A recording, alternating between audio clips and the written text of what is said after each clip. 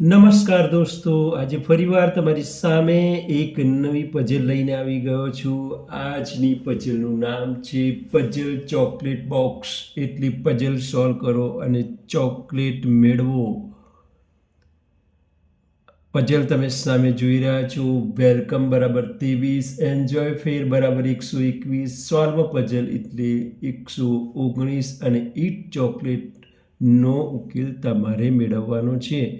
વિચાર કરો કે આ અક્ષરો સાથે અંકનો કયો સંબંધ, કઈ ગાણિતિક ક્રિયાઓ વચ્ચેની પ્રક્રિયાઓ થઈ રહી છે તેનો અભ્યાસ કરો. થોડી વખત તમે વિચાર કરી જુઓ કે વેલકમ બરાબર 23 કેવી રીતના થતા હશે. માનો કે વેલમાં 3 અક્ષરો છુપાયેલા છે, તો અહીંયા 4 અક્ષરો છુપાયેલા છે 3. જો સરવાળાના સંબંધની ચકાસણી કરીએ તો 3 + 4 બરાબર 7 થવા જોઈએ, પણ તેવું થતું નથી. બાદબાકીની પ્રક્રિયા કરવી જોઈએ, ગુણાકાર, ભાગાકાર, વર્ગમૂળ, ઘનમૂળ બધાની આપણે પ્રક્રિયા કરી જોઈએ, ચકાસીએ કંઈક થાય છે ખરું. તમે જાતે પ્રયત્ન કરી જોજો. ચલો, સમય ન બગાડતા હું તમને તેનો ઉકેલ આપી દઉં. અહીંયા સૌથી પહેલાં WEL અક્ષરો કેટલા સમાયેલા છે? 3. અને 3નો ઘન કેટલો થાય?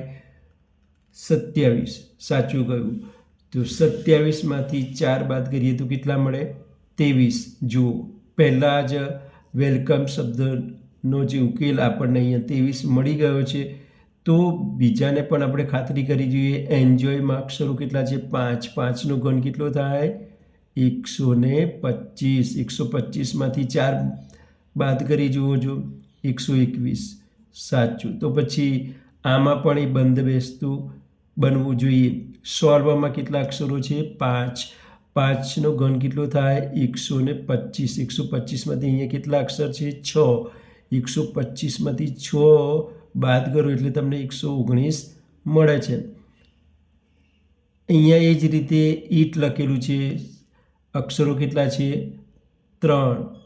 3નો ઘન કેટલો થાય? 27. ચોકલેટની અંદર સ્પેલિંગમાંના જે અક્ષરો છે એ કેટલા છે? તો કે તમે કહેશો કે 9. તો ચલો, 27માંથી 9 બાદ કરો તો કેટલા મળે? 18.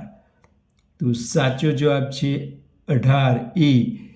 આ સાચો જવાબ છે. અહીંયા તમે જેવું જ દબાવશો તેવી ચોકલેટ બહાર નીકળશે. બીનો જવાબ ખોટો છે, એટલે અહીંયા હું દબાવું છું પણ ચોકલેટ નીકળતી નથી. સી જવાબ 27 એ પણ ખોટો જવાબ છે. અહીંયા ચોકલેટ અહીંયાથી બહાર આવવાની છે. ધ્યાનથી અહીંયા જોજો, અહીંયાથી બહાર આવશે. અહીંયા ડી જવાબ છે 9, પણ તે પણ ખોટો જવાબ છે, કારણ કે હું આને દબાવી રહ્યો છું પણ ચોકલેટ બહાર નીકળતી નથી. ચલો, ખાતરી કરી લઈએ. આ એ છે, એ 18 જવાબ જો સાચો હોય તો અહીંયા બાજુમાંથી તમને ચોકલેટ જોવા મળશે. આપણે નજીક લાવી જોઈએ. તો હું અત્યારે આ એને દબાવી રહ્યો છું. ચોકલેટ બહાર નીકળવી જોઈએ. જો સાચો જવાબ હશે તો બહાર નીકળશે. યસ, ચોકલેટ બહાર આવી ગઈ છે. ચલો, આવી રીતે પઝલ સોલ્વ કરતા રહો અને ચોકલેટને ખાતા રહો. તમને આજની પઝલ કેવી લાગી તે કોમેન્ટમાં જણાવો અને ફરીવાર નવી પઝલ સાથે ફરી મળીશું. ત્યાં સુધી આવજો.